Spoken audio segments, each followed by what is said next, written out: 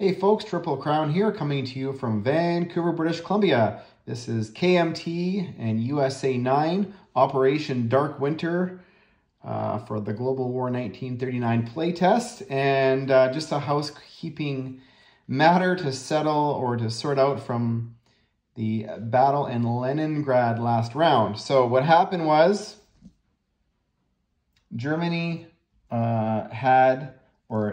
Finland had 2 extra infantry in that territory that I did not roll for. And Russia had could have brought 4 extra medium tanks from Western Russia. They did not, so they snooze, they lose, but I will be putting them in Western Russia. So 4 light tanks or medium tanks that did nothing, they are going to go back to Western Russia. Now what happened was, so in the first round of combat, these should have rolled 2 dice at 5. And if that would have happened, there would have been 2 extra casualties. So I'm going to roll that now. So 2 dice at 5, and to see what would have happened for casualties. And so they would have had an extra hit. So going into round 2,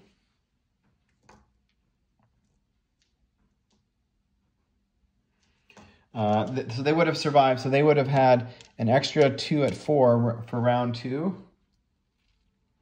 And Russia did not roll for its complement of tanks.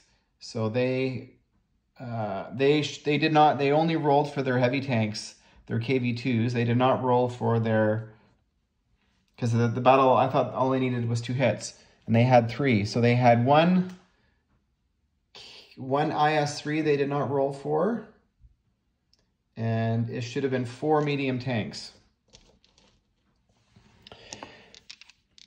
So 4 medium tanks, and the dice that did not roll, they would have had another 2 at 4 in the second round of combat. So, so we'll roll those out.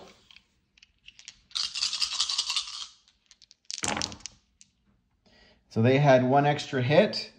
And we got our extra, all we needed was 1 more hit to succeed, and we had 2. So the consequences are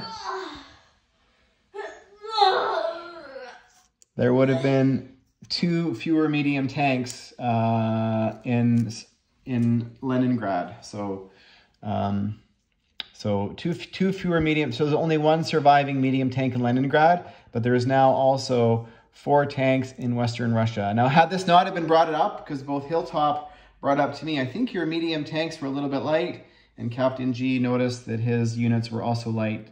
So I say that as a win for Russia. Otherwise, I just traded two medium tanks for 4. So I don't know. Anyways, I was hurrying my turn this morning because my daughter was waking up, and I was trying to get the turn done before she had sort of got out of bed. Anyways, we will get on with the rest of the turn. So KMT has 19 IPP to spend. They are going to save $1. There is no tax. Is anybody surprised? Because the stacks of Japanese are just too big. We cannot attack them. Not until, you know, they start to spread out. So we will get into non-combat movements. So there's 2 infantry from Guangxi going into Hong Kong. I'll just chip that out right now. Of course, I can't find a, I'll chip it out after. So that's happening there. And 2 infantry and 1 cavalry are going to back up to Kwai Chau.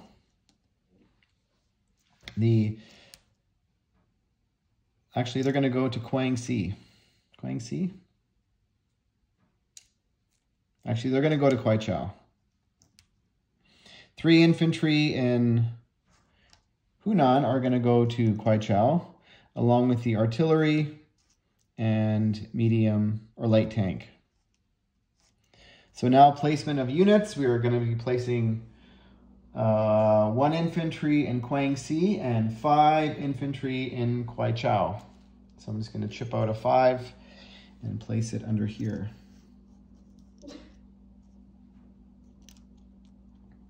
So that is it for the KMT. 1, 2, 3, 4, 5, 6, 7, 8, 9, 12 plus 5 for the bonus is 17. And they saved $1, so they're 18 IPP for round 10. So this is the longest I've ever had the Burma Road open, ever in a game. So quite happy about that, which means, you know, extra units every turn. And so the United States, they have 99 IPP to spend, spending all of it, purchasing 5, that's my daughter, 5 medium tanks, 2 artillery, 2 Marines, and that is 6 regular infantry, 2 destroyers, a submarine, 2 regular transports, and 1 attack transport. So only 1 attack this round, and that is only because we want to prevent the use of the train next turn. So Hilltop last round had captured Normandy, which means there is a stack of US forces in Bordeaux. So 1 medium tank is going to go into Normandy and into Reims. Reims is vacated. There is a Hedgehog, a coastal gun, and a radar tower that are automatically destroyed if they do not fire on the medium tank, which is part of the reason why we want to take it.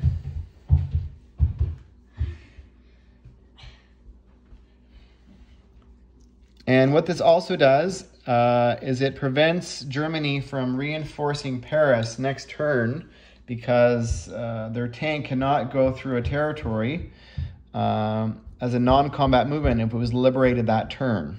So it's going to prevent the medium or the light train, the armored train, sorry, from going through and annexing that territory, or reinforcing Paris with another 3 units. So the rest is all non-combat movement. So down here in Brazil, the naval transport's going to grab the 2 Brazilians from Portobello and from Curbiata, and it's going to go just 1 space up and going to drop off 2 infantry in Rio de Oro. The other naval transport, the American one, I guess, is going to grab from West Africa and from Rio de Oro, from a naval base 1, 2, 3 into this sea zone up here, and drop off those 2 units in Bordeaux.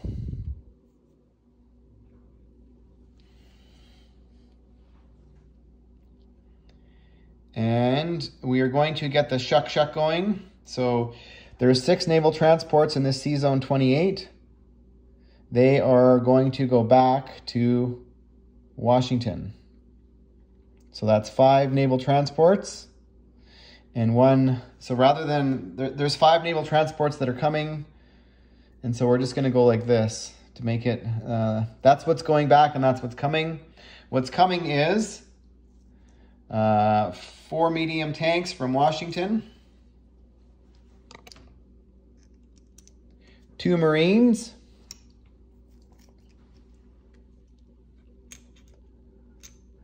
and 4 regular infantry are joining. They're all going to Bordeaux. And 1 battleship over here on the coast is going 1, 2, 3. It's joining the American Navy. There's a coastal battleship here. It's going 1, 2, and it's also joining the American Navy. Over here, because it can't make it this turn, this destroyer and submarine are going to go over here to Sea Zone 53. So that is it. From Western United States, we are going to rail 3 medium tanks and 1 infantry from Western United States all the way to New England. So 1 infantry is railing, or sorry, 4 units. So 3 medium tanks and 1 infantry are railing Now as placement of units. So, oh, and the airbase, so it's a CB's airbase, so it's only costs $5, and it is the repair of the, or I guess new airbase in San Francisco, but we'll get to that. So we are placing 5 regular infantry in Washington. Actually, let's place it in New England, so that way the stack can go. 2 Marines in Washington. 5 tanks in Washington. And 2 artillery in New England. It doesn't really matter, but we're placing 3 more transports on the East Coast, which between the 2 factories, it doesn't matter which one. So we're adding 2 more regular transports and 1 attack transport, and that leaves us over here, 1 regular infantry remaining. It's going to go into the Philippines. The air base is going in San Francisco.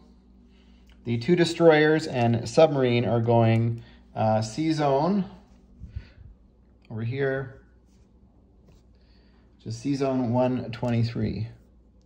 Joining the Dutch and the Anzac submarine that's there. So we now have a tactical bomber in San Francisco, and there you go.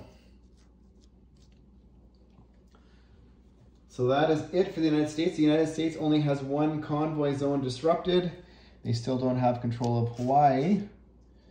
And so they're down 3 IPP, they're down 8 IPP, so down to 97